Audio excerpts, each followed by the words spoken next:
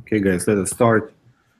I'm going to share the screen and I will switch back and forth between assignment document and the drawing board. So if you have any questions, you interrupt me and ask a question. Okay. Okay, sounds good.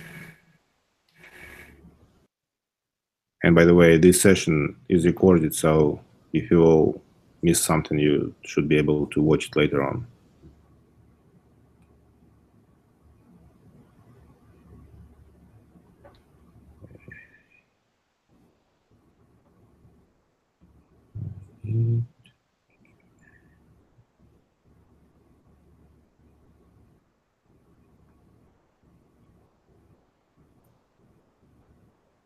Let me try to share this window.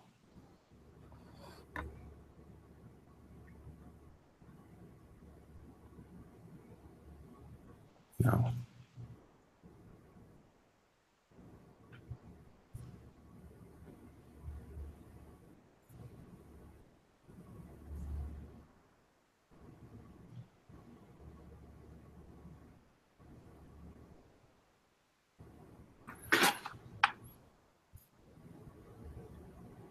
Okay, here is our first assignment, and you're supposed to give a few examples of number systems with illustration of how these examples can be converted back and forth between the given number systems and the decimal number system. I believe it's pretty obvious how we can deal with decimal number system, and you probably have read about using traditional number systems like binary, octal, hexadecimal. Here in the assignment, you have base 21, base 1, and base 7/3. So I will consider an example of a number system with base 11, and you probably can follow this. And I will also consider an example with a fractional base. So say we have base 11. And you want to start not from converting base 11 to base 10, but instead you want to start from base 10 or decimal number system and come up with some example and bring it to base 11. The only reason for this, actually, it's not that important for integer-based number systems, but it will be much more important for the fractional-based number system. So, for example, if instead of base 11 we consider the given base 7/3, and the valid digits in this number system would be anything from 0 to 6, if you read that document. So in other words, I can write any number in base 7/3 number system, and a valid number could be, I don't know, 53. So I can just write 53 with base 7/3. That is a valid number in base 7/3 number system, but we cannot accept it right away because we have to illustrate how it can be converted to base 10 and the other way around. So if we want to convert 53 with base 7/3 to base 10, we would need to write 1/3 and then 5 times 7/3 raised to the power of 1 plus 3 times 7/3 raised to the power of 0. And in our case, it would be 1/3 times 35/3 plus 21/3, which is 1/3 times 56/3. In other words, it is 56/9. So 56/9 is in decimal number system doesn't represent an integer value, because 56 cannot be divided evenly by 9. So it doesn't mean that 53 is not a correct example in base 7/3. It simply means that it doesn't match to integer entry in the decimal base number system. So if you read that document, that PDF document carefully, you will see that fractional base number systems, they actually superclass to integer base number systems because they can represent infinite number of options, like in our case. So 53 base 7/3, it's a fractional representation, has a fractional representation in decimal number system, and you will have infinite number of possibilities in this case. So if we want to deal with this, instead of starting from given base number system and converting it to the decimal, we will start from a decimal number system, convert to the given number system, and then the other way around. This will guarantee that since we start from decimal, converting to fractional base, we will have some representation, but that representation will by design have a counterpart in decimal number system, which is integer. So let me clean everything up, and I will start over with base 11, as I mentioned. And my example would be, I don't know, 23 in base 11. I want to convert it to the decimal number system. So conversion to decimal is straightforward. It would be 2 times 11 in the power of 1 plus 3 times 11 to the power of 0, which is 22 plus 3, 25 in decimal. So 23 in base 11, this is 25 in base 10, and that's the forward conversion. If you want to convert back from 25 base 10 to something base 11, hopefully we'll get 23 base 11. We want to reverse this process and apply the division. So 25, first of all, has to be divided by 11. We calculate the quotient and the remainder. Quotient will be 2, 22, 3. And since 3 is less than the value we divide for, we have to stop. And the rule here is to write results one by one in the sequence. So 23, and that will be base 11. So that is the procedure, and we just apply this procedure to actually convert 25 base 10 to 23 base 11. So now let us do fractional base. And I will do base, I don't know, 3 seconds. You have to do base 7/3, but actually it's not that important as long as we are dealing with base P and Q, with P and Q being co-prime numbers,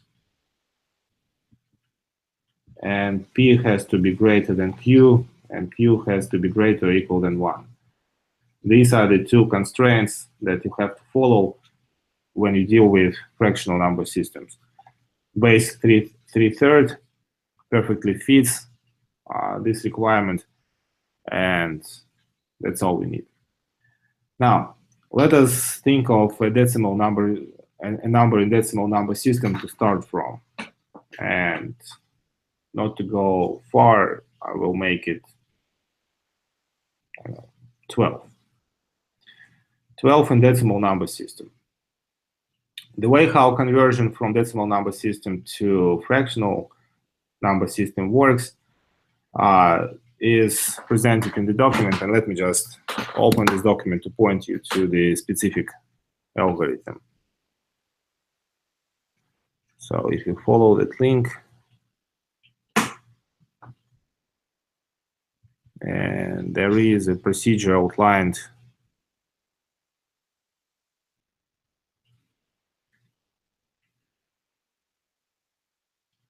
in section 2. So they say our first step would be to assign n0 to be equal to n, the given number. In our case, it is, what was it? It was 12. So we start from 12, and we multiply it by the q, and we divide by p. And we calculate the remainder and the quotient. And we continue doing this pretty much in the same way how we converted from base 10 to base 11 by finding all remainders. And then we will be writing these remainders from right to left. And the stop condition, the termination condition, would be for the quotient to be equal to 0. So let us do this manipulation. So our n0 will be 12, and we want to multiply it by the q, which is 2, and divided by the p, which is 3. So on first step, we multiply 12 by 2 and divided by 3. So it will be 24 by 3, quotient would be 8, and the remainder will be 0. Okay. On step 2, we take the quotient from the previous step, which is 8, and multiply it by q and divide it by p, which is 3. So 8 times 2, 16, divided by 3 gives us quotient of 5 and remainder of 1. 16 by 3. So on the third step, we take the quotient, which is 5, multiplied by q and divided by 3. 10 by 3, quotient is 3, and the remainder is 1. On the fourth step, we take the quotient of 3 multiplied by,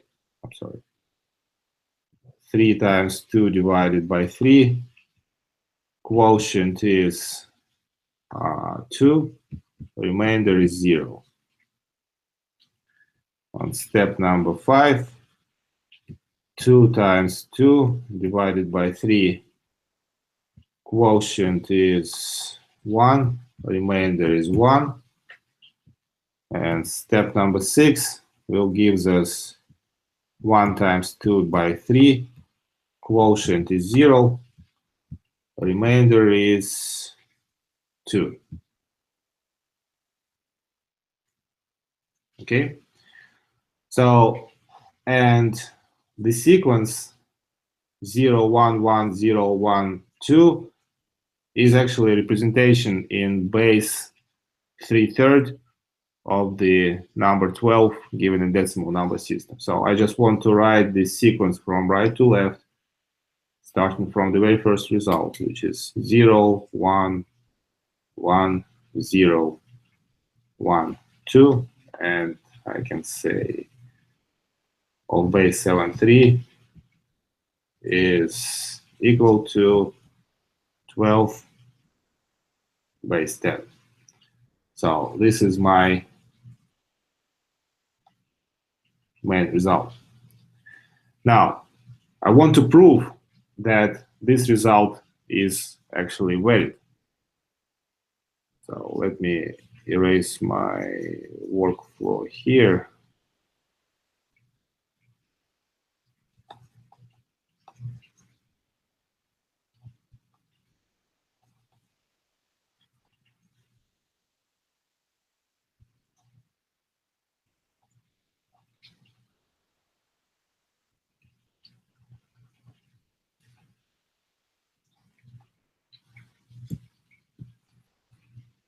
Okay, and now I will consider representation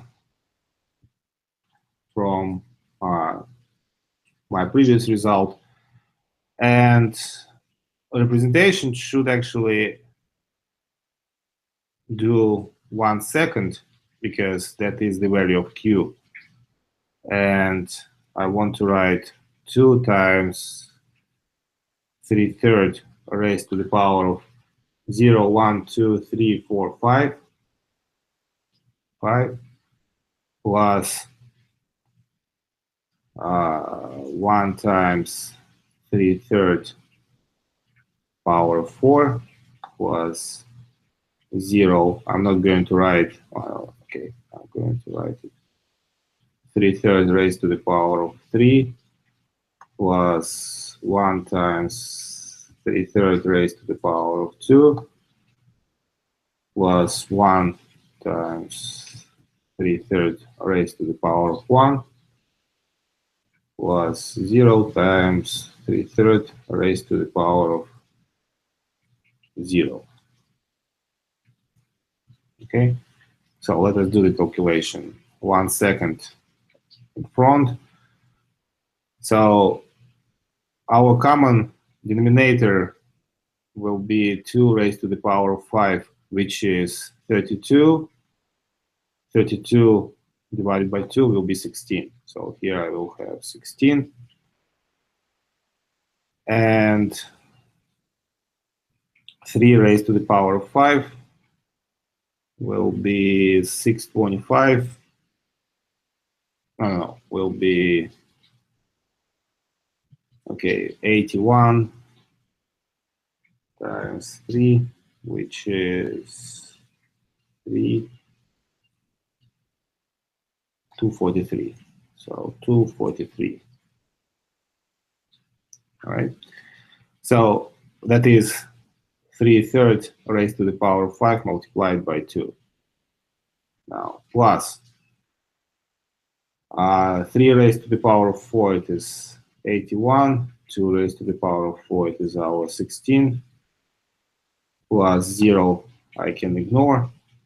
Plus 9 times 4 divided by 16.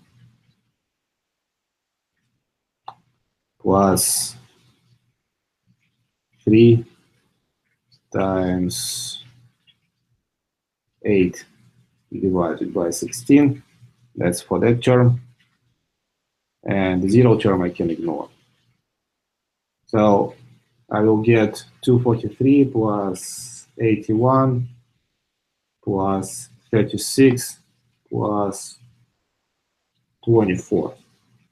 That's all what I've got in numerators. So let me add it up. So it will be 4, 1 over, and 12 plus 5, 17, 18, 384. So it will be 384 divided by 32, because 16 times 2 is 32. And let me now try to divide this.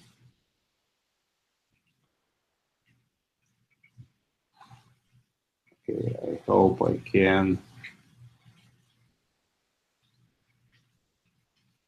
Yes, I can. All right, 382 divided by 32 gives us 1. 32 would be 64 divided by 32, it's 2. So it is 12 base 10, exactly the value that we started from.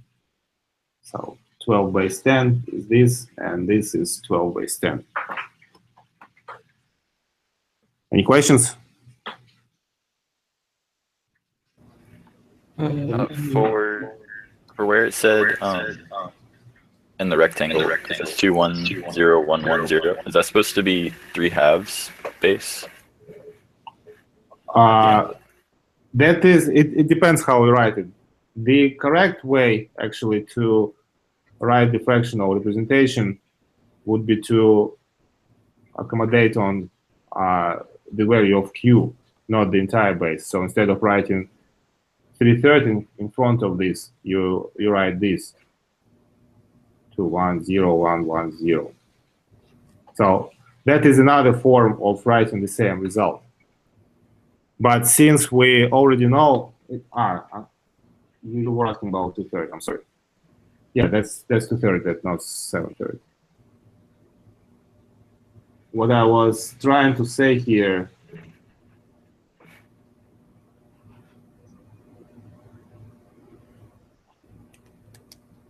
is that instead of writing this, you could have written 1 second, and then that sequence, that would be an alternative form. But that is correct. That is 2/3, and we specify the base and the digits.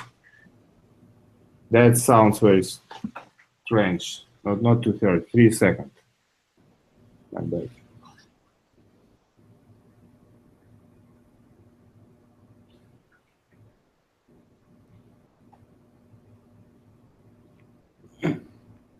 That's correct.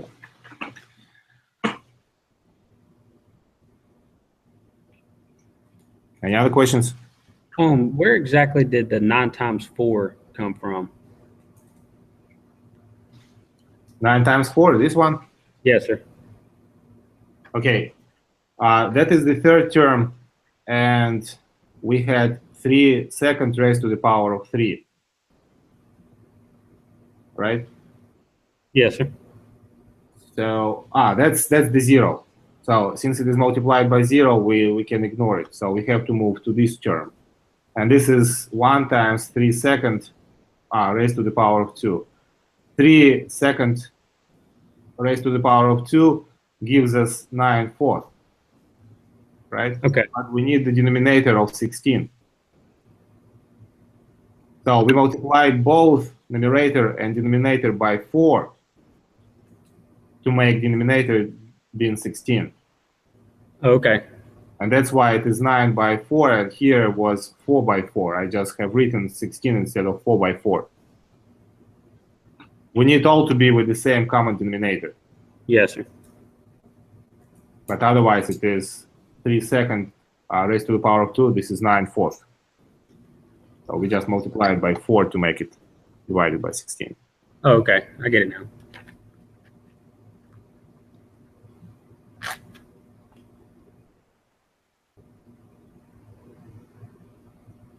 All clear? Yes, sir. All right. Let's move on to the next.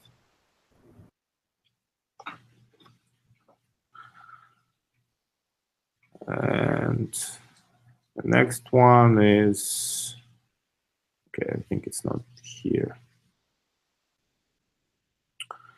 Convert numbers from decimal number system to base 7, 8, 25. So we already considered example of converting from decimal number system to non-decimal number system. Pretty much you divide by the base. The only important thing that you have to take care of is, for example, what is base 25? What kind of characters or digits can it include? We know that, for example, base 10 number system, the numbers in base 10 number system would include any digits that are less than the base. So in other words, when we use digits from 0 to 9, all of them are less than 10. In case of base 25 number system, we have to deal with extended set of characters.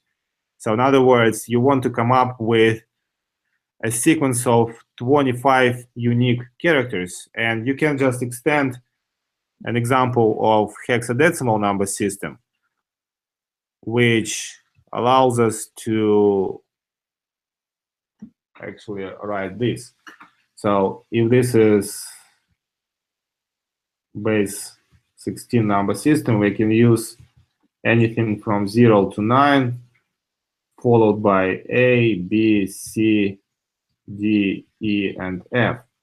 So in other words, we have 10 digits and 6 characters. With base 25, we can also use digits from 0 to 9, and then we have to use the first 15 letters. when you will be doing conversion, you probably can confuse yourself in terms of what letter to use, but always reference back to the hexadecimal number system, and that would help you. So A is 10, B is 11, C is 12, and so on and so forth. So probably letter K would be, I don't know, 21, for example, like that. But 21 in base 25 number system. So try not to confuse yourself in this question. With base 7 and 8, it should be very straightforward, but base 25 could be tricky. All right, so question 3, convert 173 from decimal number system to base 7/3. You actually can just reuse the same work as you did here. I will accept it without any penalty. In both cases, it is base 7/3, so we can just do a single example and submit it for both problems, problem 1 and problem 3. That's okay. And you can see 7/3 perfectly fits the constraint of fractional base number system. They are co-prime. 7 is greater than 3, and 3 is greater or equal than 1. So just use that example from above. Now, dealing with ranges and precision of fixed point integers, I want to give a quick introduction on what is the fixed point integer and why it is there and why it is important. A while back, probably 30, 40 years ago, microcontrollers and processors were not that advanced as nowadays, and there was a big deal to process what we now call float point arithmetics. So, for example, if we want to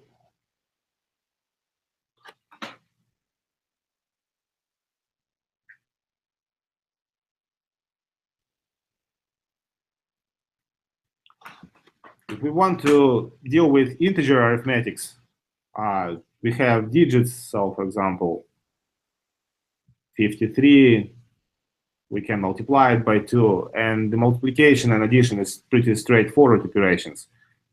You will practice with this with the next problem.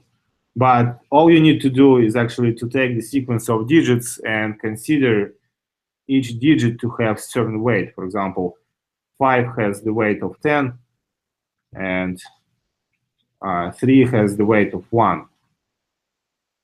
So when you do arithmetical operations, you have to take care of these numbers, and that's pretty straightforward how to proceed.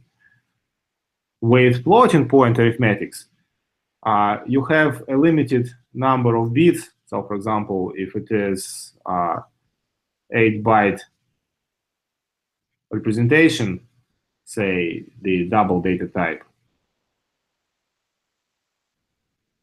you have 64 bits of data to represent any number.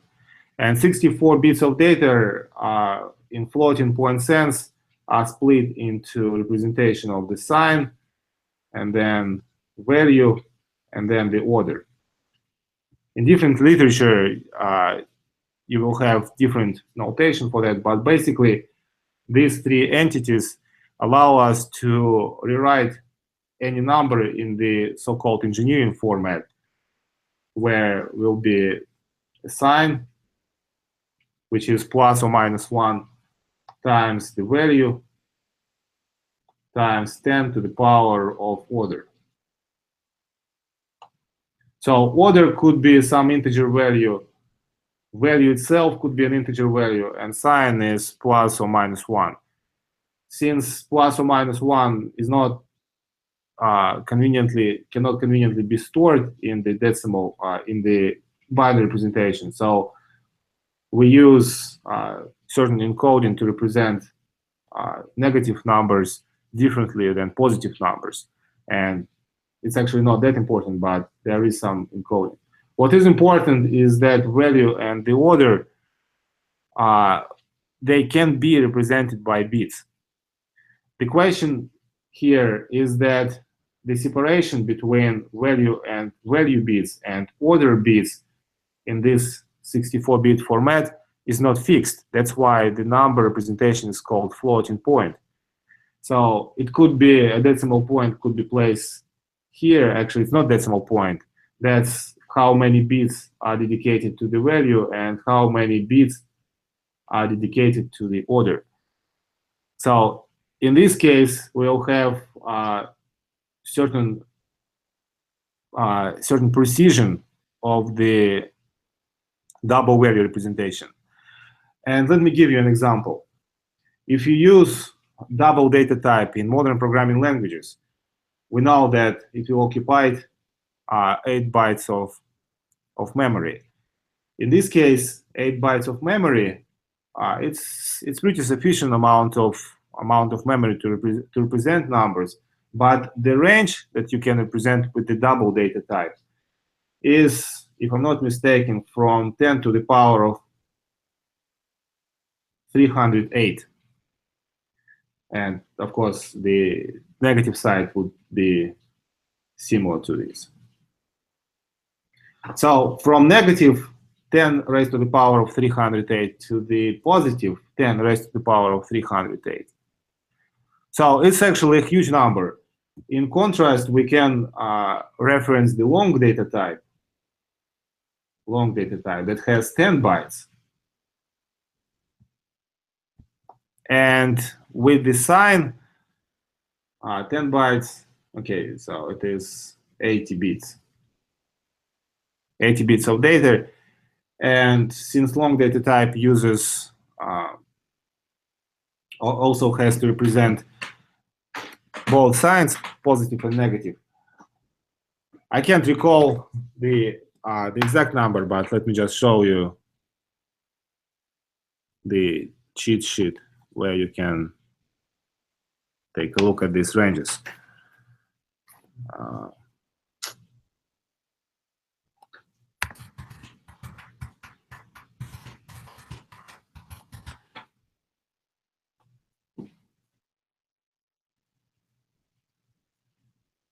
If you search for primitive data type for any value, for any programming language, any modern programming language, you can find all these numbers. And for the long, it would be from negative 2 raised to the power of 63 to the positive 2 to the power of 63. And that's a big number, but this number is much smaller than what we have here, 2 raised to the power of 308. And the tricky point here is that even though the 10 bytes is more than 8 bytes for the double data type, this 10, the range for the long data type is less. So this is 2 raised to the power of 63 compared with 10 raised to the power of 308. The only big deal here between these two numbers is that precision of 10 raised to the power of 308 doesn't assume that we actually store 308 decimal digits. This is what we usually assume. For example, if that's 53, it's a decimal number system, we have to store 5 and 3 as 2 distinct digits. In this case, 10 raised to the power of 308, we would need to store 308 digits and somehow to perform operations between them. So, and the state of allow effectively operate with double data type, assuming that, first of all, the separation between order and the value is not fixed, and there are algorithms that nowadays every CPU implements, but back in time, it was infeasible to actually implement this kind of operation on hardware. The algorithm that would require multiplication, for example, of two float data types would probably take 200 clock cycles instead of a single clock cycle that would be required for operation of this kind. That's why researchers came up with the idea of fixed point floats. Fixed point. In fixed point representation, that split range is actually fixed at some particular position. In other words, we always know which part represents the fractional portion and which part represents the integer portion. Knowing the number of bits in integer portion, we can talk about range. Knowing the number of bits in the fractional portion, we can talk about precision. And range here will never be able to beat range of the long data type, and precision will never be able to beat the double data type. But overall, since this representation, fixed point representation, is actually a temporal solution to be in both worlds at the same time. And it is much easier to process because we deal with integers while working with fixed point data type. And since we're dealing with integers, then any multiplication, any addition, any division, it's just much faster than compared with the floating data type. So fixed point arithmetics, it's still a bit slower than a pure integer arithmetics because you have to separately process this part, integer part, and the fractional part. So you might think of doubling or tripling number of clock cycles to actually represent and process the fixed point arithmetics, but it is not 100 or 200 times longer that would be required for the floating point arithmetics. In our assignment, I'm giving you not here. I'm giving you the task to think about 8-bit fixed point unsigned integer. That means that we only deal with positive numbers, and 8-bit fixes the number of bits, like in this pattern. And I'm telling you exactly where is the fractional point. So it has to be clearly seen that the separation between integer and fractional part is not the same as separation between order and the value in floating point numbers, because we actually treat the fractional part as itself without any without the scientific notation used by default in floating data type. And I'm giving you an example of looking at some binary number. So it is still a set of ones and zeros. We do know mentally or virtually that the decimal place, the decimal point is stored here. But from the standpoint of all arithmetical actions, it is just a binary number without any deal with the fractional parts. So this representation has to be paired with the format, and the format actually describes that the fractional point is located 1 digit to the left from the rightmost character. That's why we exactly know which digits from this representation have to be paired with positive powers and which digits have to be paired with negative powers. In particular, the first 7 digits go with the positive powers, and the very last one goes with the negative power that gives us 74.5 in decimal number system. Now, Talking about range and precision, and minimum and maximum values. So pretty much this is the range. It's actually the two numbers in one envelope. Minimum number, since we deal with unsigned data type, it is always 0. If it was not unsigned data type, then minimal number would be negative. But, and this is actually my hint to you, minimum number as part of the range is always 0. The maximum number you probably want to consider as all binary bits set to 1, and that would be the maximum number. So you just want to substitute all ones in this expansion, and that will give you the decimal number that represents the maximum. So minimum and maximum will show you the range. Precision in this notation, that's the smallest number that can be represented.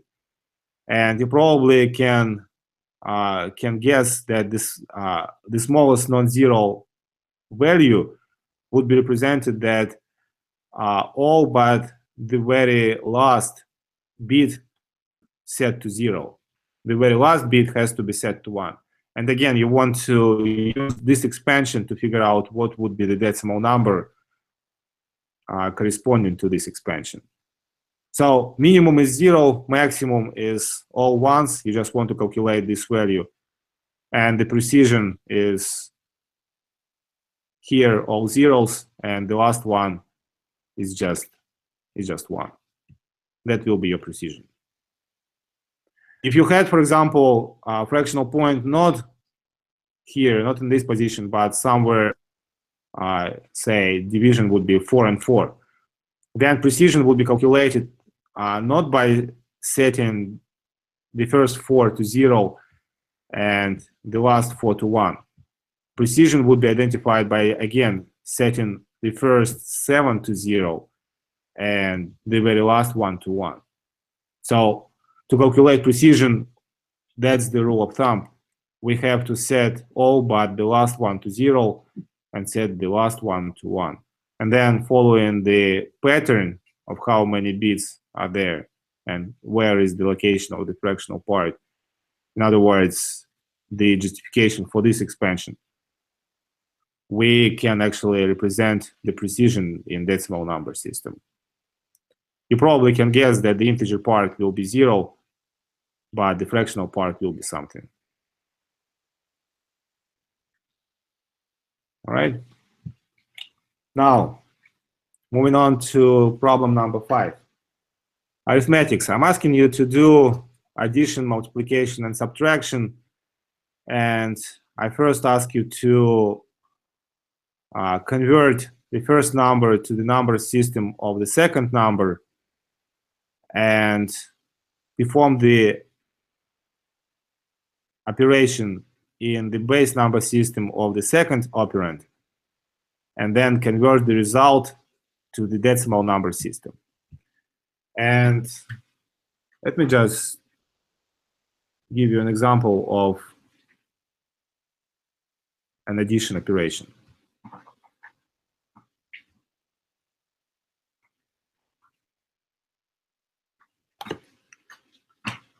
So let us say we want to use 3 base 4 plus,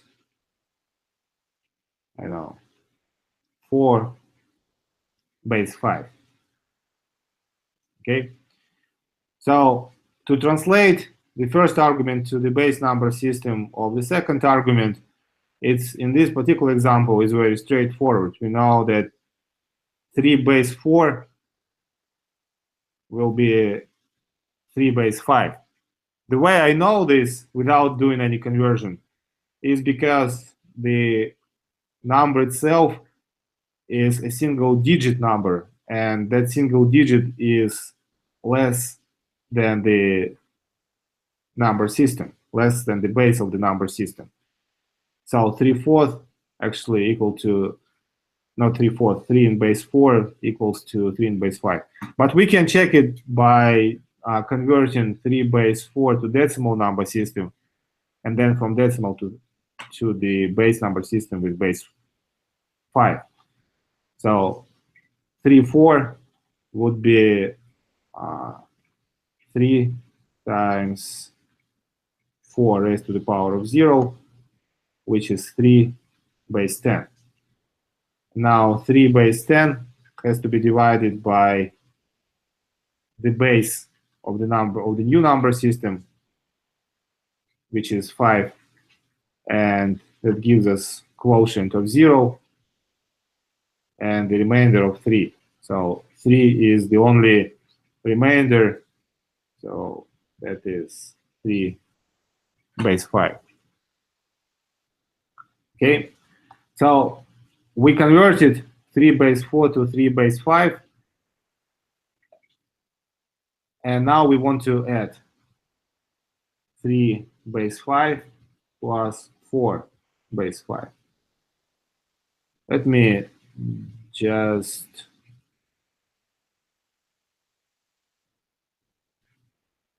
erase this, and I will just assume base 5 in my mind. So I will just have to add 3 plus 4. Now, when we do the addition in base 5 number system, we have to remember that base 5 number system has only digits from 0 to 4. All right? We have no digit of base 5 or 6 or 7. So you can actually technically do the addition in base 10 number system, but then virtually convert the result from base 10 to base 5. So let us do the addition. 3 plus 4 is 7. 7 in base number system, in base 10 number system, converting to base 5, it would be 2, 1. Right? Let us just check. 1 times 5, 1 plus 2, that is 7 base 10. So 12 base 5, that is the result of the addition.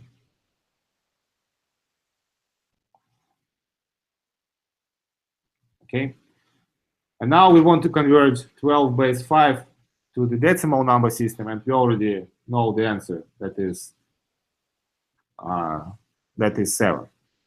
Let us do something a bit more complex, something 2-digit, not just single digit. Let us do 12 base 3 plus 7 base 5.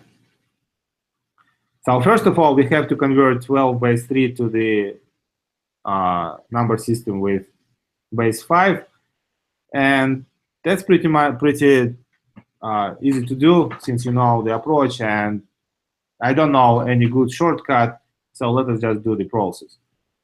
12 base 3 would be equal to 1 times 3 plus 2, which is 5 base 10.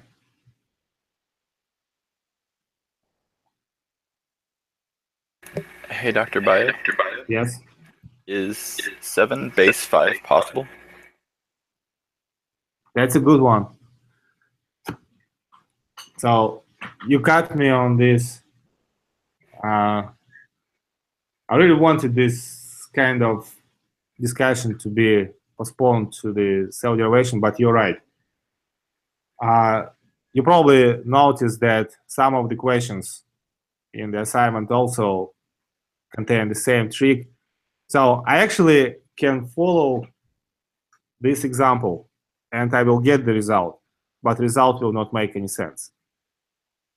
So I thank you for noticing this, but you actually made life of other students very easy. And so the only answer to this kind of questions, I would assume that this is not a correct number in base 5 number system. But you're right. So let us, instead of 7.5 do the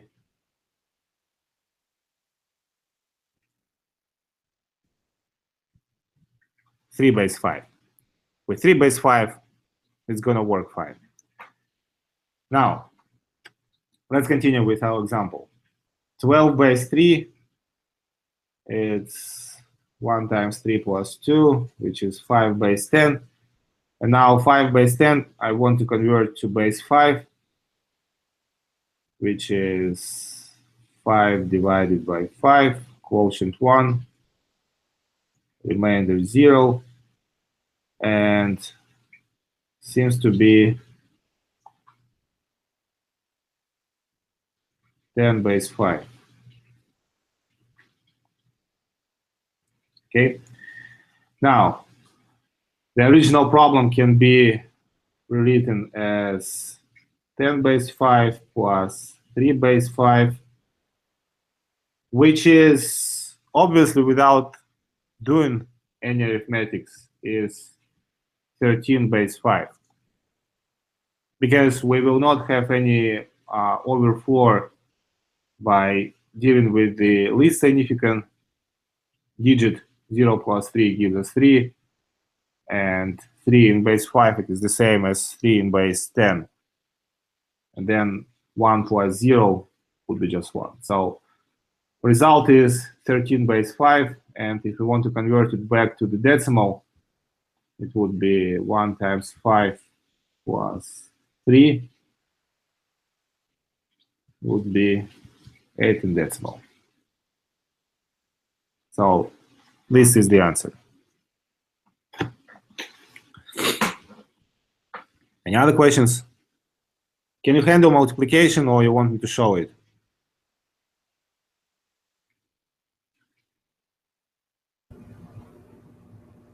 Could you show it?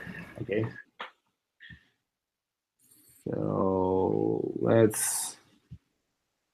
me just do with the same numbers. Instead of addition, I will do the multiplication.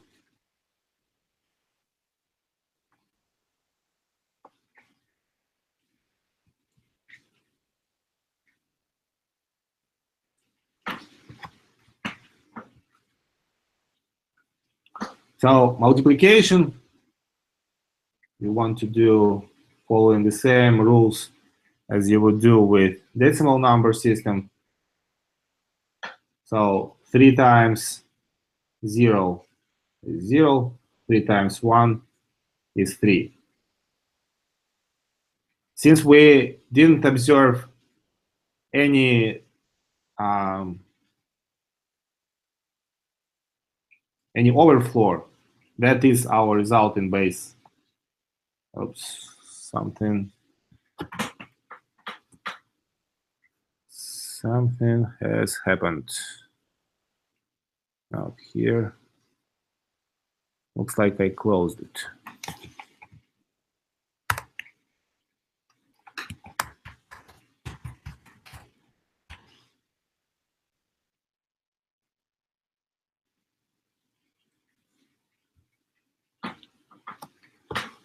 So I believe we had 3 base 5 times 10 base 5. And I say that the result will be 30 base 5. So let's convert. 30 base 5 will be 3 times 5 plus 0, which is 15. Let us just check this result. 3 base 5 is 3 base 10 multiplied by 10 base 5 is actually 5 base 10.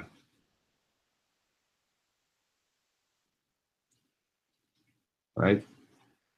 So it is the 15 base 10. We can just confirm the correctness of our result. Multiplication of this. If you want to see more complex multiplication, so let me just, without conversion, assume that I'm dealing with say, base 7 number system, and I want to multiply 23 base 7 times, I don't know, 14 base 7. So both 23 and 14 are written in base 7. And let me just demonstrate how multiplication would work.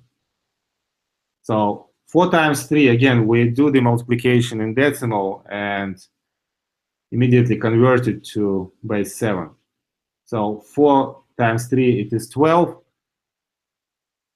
12 in decimal is actually 15, I believe, in base 7. Right? So I write 5, and 1 will be carried over to the next bit, to the next position. Now, 2 times 4. 2 times 4, it's decimal 8, which is 11 in base 7. And we have 1 carry on, so it will be 12 base 7. Now, this one is easier. It's 3 and 2 without any overflow. 5, 2 and 3, it's 5. 5 less than 7, so I can just write it this way, and then 3. So if you want to multiply in base 7 number system, that's how you do it. This probably is the trickiest part, 125. From multiplying 3 by 4, you get 12, converted to base 7 number system, and write down the smallest number, the smallest digit, which is 5. And then you multiply 2 by 4, which is 8 base 10. And then 11, that would be, okay, what's, that is the 11 by 7, and I have to add also 1 carry on bit, and overall result is 12. So I write down 12 here, and 23. So that's how multiplication works. All right. So let me now move on to the very last one.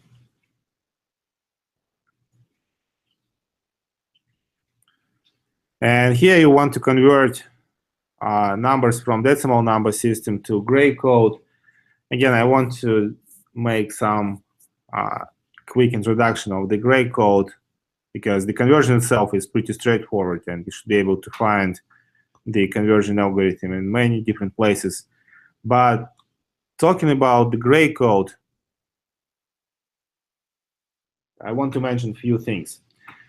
That actually will be illustrated in your third assignment when you will be developing something called finite state machines.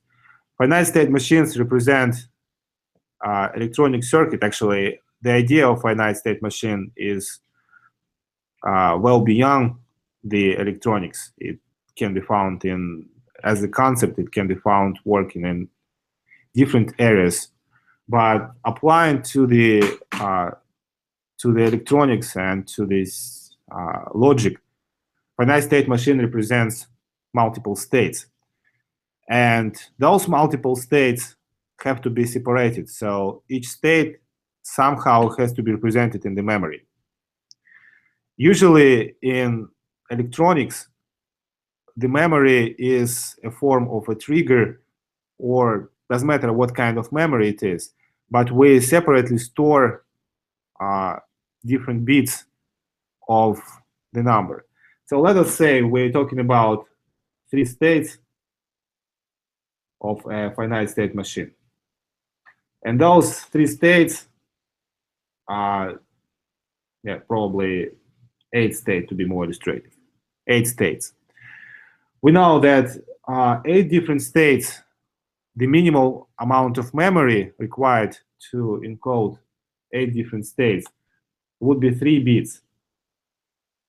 I know this because 2 raised to the power of 3 equals to 8, and every single bit stores the value of 0 or 1. That's the justification for the number 2. Two different values raised to the power of number of bits gives us number of states.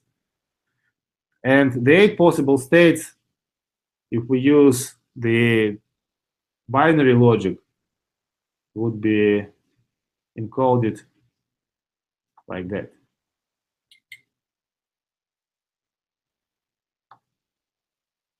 Starting from 0, 1, 2, 3, 4, 5, 6, 7. So this would be notation for 8 different states, and you actually can keep just numerical values attached to those states. And or you can, for example, say this is my state A0, A1. Doesn't matter how you name your states. The important thing is that any given state is represented in form of a sequence of 3 bits. And now we want to apply some logic to switch states. That logic usually is pretty straightforward, and actually you will be designing a finite state machine in assignment 3. But I want to tell you that one of the most common finite state machine is a counter. A counter that has to pass through all states in this given sequence. So in other words, the way how counter works, it counts from 1 to 2, from 2 to 3, from 3 to 4, and so on and so forth. And then when it reaches number 7, it wraps it around to 0. So in other words, if we're dealing with a finite state machine representing the counter, it would count 0, 1, 2, 3, 4, 5, 6, 7, 0, 1, 2, 3, 4, 5, 6, 7, and so on and so forth. At some point, state 0 has to be translated to state 1. And this is not a problem, particularly here, because only 1 bit of data has to be translated. And this translation will be for the least significant bit, which is on state 0 is 0, on state 1 is 1. The other 2 bits are the same. So translation from 000 to 001 should not bring us any issues. We have to translate only a single bit. And translation usually assumes that a transistor will switch, actually a couple of transistors would switch its states from conducting to not conducting. That's how the memory usually, one of the types of memory is organized. Now, when we count from 1 to 2, here is the problem. We have to switch from 0, 1, 0 to 0, 0, 0.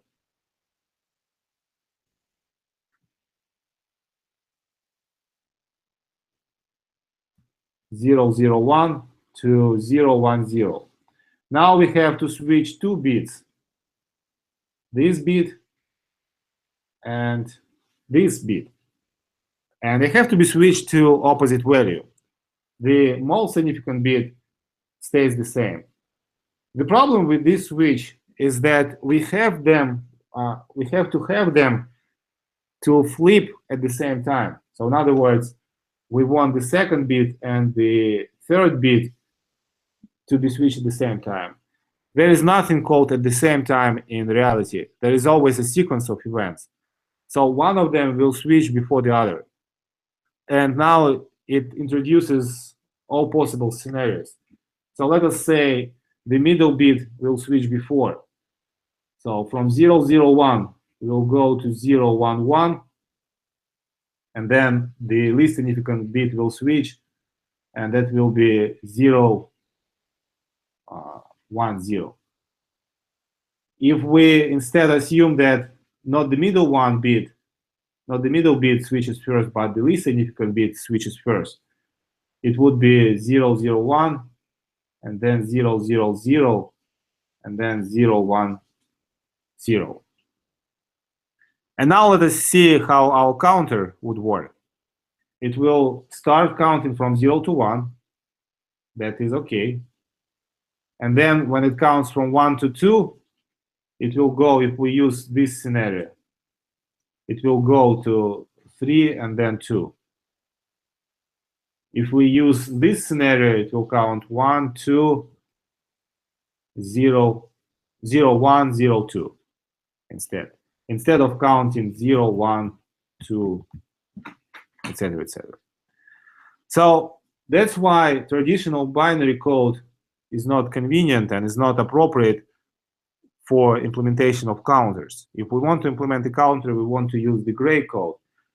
And the gray code, instead of this, allows us to actually introduce a bit different pattern. And in the gray code, it also will be 0, 0, 0, 0, 0, 1. Here it would be 0, 1, 1, 0, 1, 0. And then 1, 1, 0, 1, 1, 1, 1, 0, 1, 1, 0, 0. So in this case, any two translations require a switch only of a single bit. Here, only one bit will be switched. Here, only one bit will be switched. Here, only one bit will be switched. Here, only one bit. Here, only one bit. Here, only one bit. And here, only one bit. And from here to here, also, only one bit will be switched. That is the great advantage of the gray code. That is, if we implement a straightforward counter, only a single bit has to be switched. The way how gray code encoding works, it's actually always a reflection about the middle range of all numbers.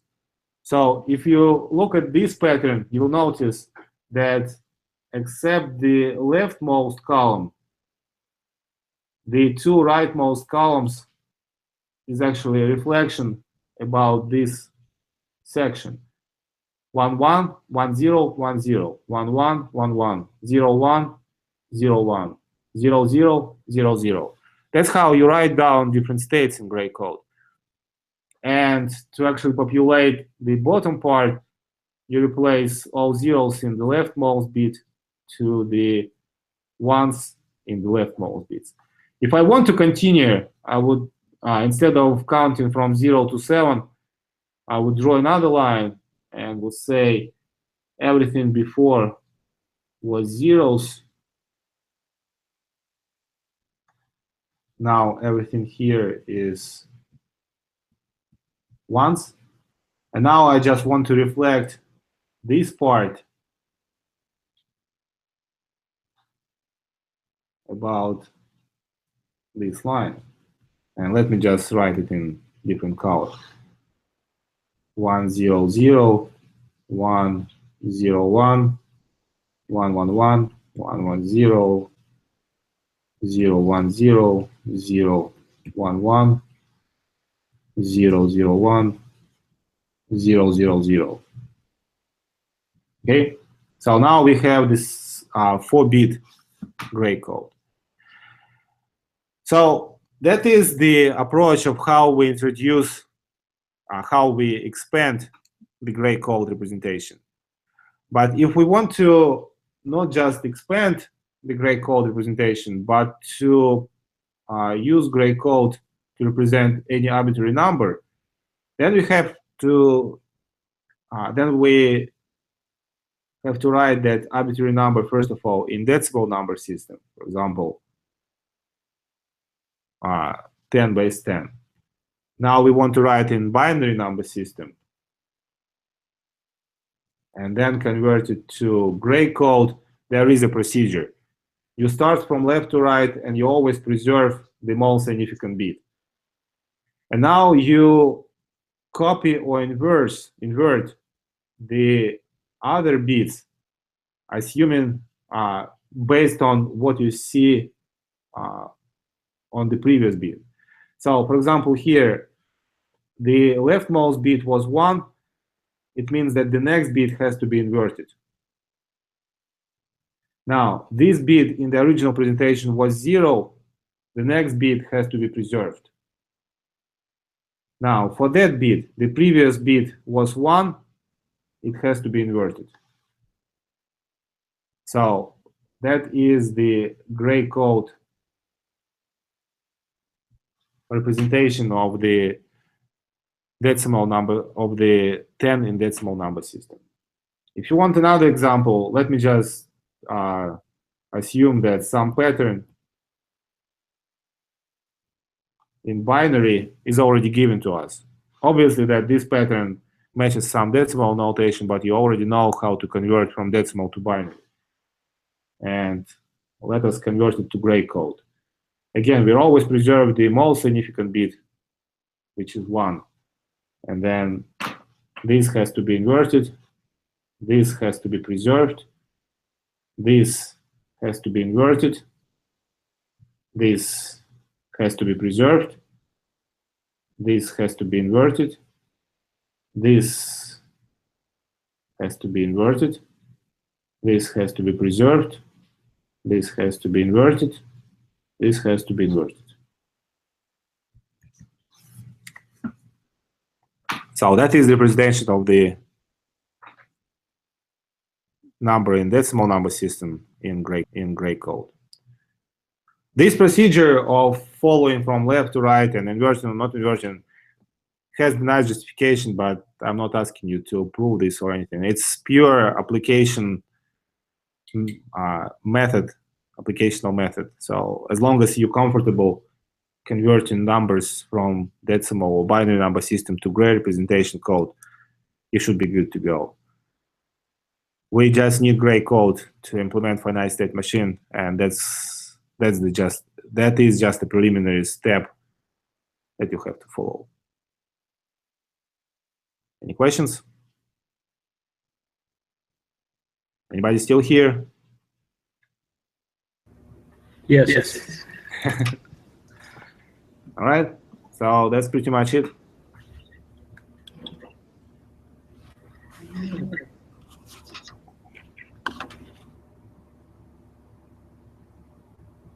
If you guys have no questions, let me just stop the sharing and I will stop recording.